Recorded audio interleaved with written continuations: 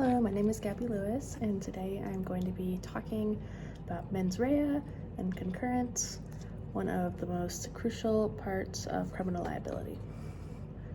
So mens rea essentially is Latin for guilty mind, and has to deal with the mental state and thought process of someone who is committing a crime. Mens rea states that a person cannot be held liable unless there was some degree of intention on that person's part. There are two different types of mens rea, traditional and statutory. Traditional mens rea concerns itself with culpability or legal responsibility for a crime, whereas statutory mens rea concerns the level of intent required by the law and doesn't necessarily tie in with morality. The difference between the two dictates whether or not someone can be held criminally liable for their crime. An example in the textbook talks about a person who is carrying illegal drugs on them. Whether or not that person knew those drugs were illegal or that they knew they were carrying the drugs is up to the court. To get a guilty verdict, the prosecutor must be able to prove that that person knew that the drugs were illegal and knew that they were carrying them.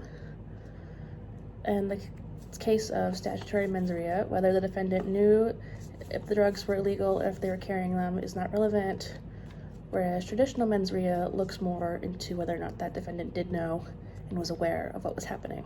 So next we're going to move on to different types of terminology used when talking about mens rea. The first is going to be intent and all the different types of intent. So first and foremost, just regular old intent is the most forthright element of mens rea, and it states that if a person intends to commit a crime, that they should be held responsible for it. Direct intent states that consequences of one's actions are their desired outcome.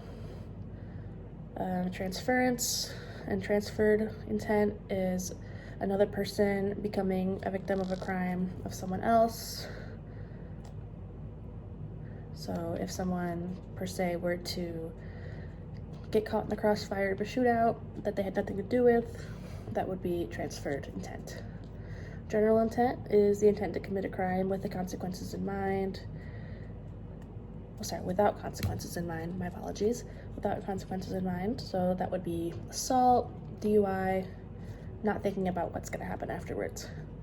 Specific intent, people shoot for a specific outcome from their action, like murder, arson. They have the intent to destroy in mind. So there are four main types of criminal intent.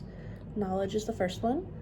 If a person knowingly commits a crime, they are almost certain that their actions will result in a certain consequence. So if a person is getting into an argument and they start a fight, that's knowing what's going to happen. Negligence is the next one. They have no thoughts about the consequences of their actions, even if they should have thought about their actions. An example of this would be a parent not paying attention to their child and that child getting hurt or being in harm's way, like getting electrocuted or getting something dropped on them because their parent wasn't properly watching them. That would be negligence. The next will be recklessness, as a person knows the risk that comes with committing the crime or doing the action, but they go ahead and do it anyway. This would be a DUI, someone getting behind the wheel while they've been drinking and inadvertently running into another person, causing harm to someone else because they took the risk of driving while inebriated. The last one is going to be malice. A person commits a crime without no visible cause. So if someone were to murder someone for what seems to be no apparent reason, that would be a malicious attack.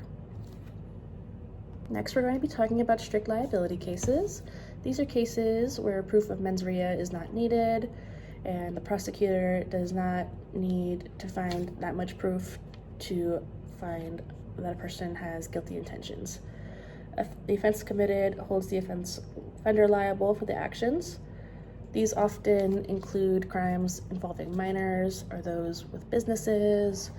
For example, improper disposal of waste, selling alcohol to minors, selling products that are expired or faulty, and even as extreme as statutory rape. So lastly, we're going to be talking about concurrence. That is when actus reus and mens rea are linked together.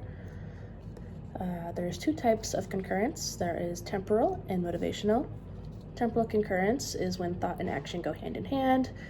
So when a person thinks about committing the crime, they do it almost simultaneously, or if not, right after the fact. So an example would be an argument getting out of hand and one party leaning to attack the other and hurting the other in the spur of the moment, just like that, without thinking about it. Whereas motivational is more thought out, methodical, and the person has a couple of days, weeks, whatever, to stew and think about what they want to do. An example of this would be if someone hears that their neighbor is going out of town for a little bit, they wait until that person leaves so they can rob their house. So the guilty thought caused the action to happen.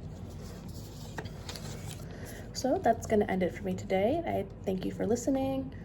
I hope you were able to learn some more about mens rea today and concurrence and the thoughts and motivations behind the criminal mind.